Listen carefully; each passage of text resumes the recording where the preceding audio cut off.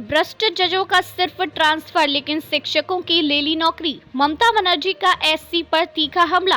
पश्चिम बंगाल की मुख्यमंत्री ममता बनर्जी ने सुप्रीम कोर्ट द्वारा 25,000 से अधिक शिक्षकों और गैर शिक्षण कर्मचारियों की नियुक्ति रद्द करने के फैसले पर तीखी प्रतिक्रिया दी है। ममता ने सवाल उठाया कि जिन जजों पर भ्रष्टाचार के आरोप हैं, उन्हें केवल ट्रांसफर कर दिया जाता है, वहीं शिक्षकों को बर्खास्त कर दिया गया।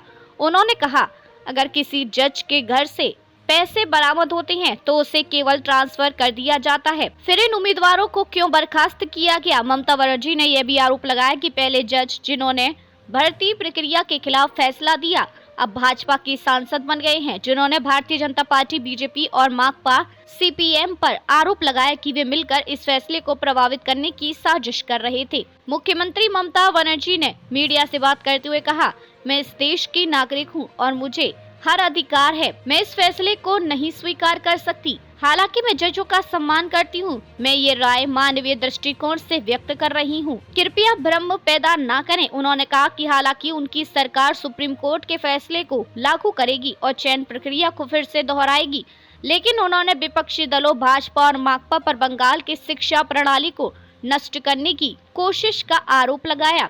सुप्रीम कोर्ट ने कलकत्ता हाई कोर्ट के उस आदेश को बरकरार रखा जिसमें भर्ती प्रक्रिया को रद्द कर दिया गया। चीफ जस्टिस संजीव खन्ना की अध्यक्षता वाली बेंच ने कहा कि ये नियुक्तियों में काफी गड़बड़ी थी, इसलिए इन्हें अवैध माना गया। ममता ने हालांकि इस बर्खास्तगी पर चिंता जताई। उन्होंने कहा कि जो लोग उचित तरीके से नियुक्त हुए थे, उन्हें भी दंडित किया गया।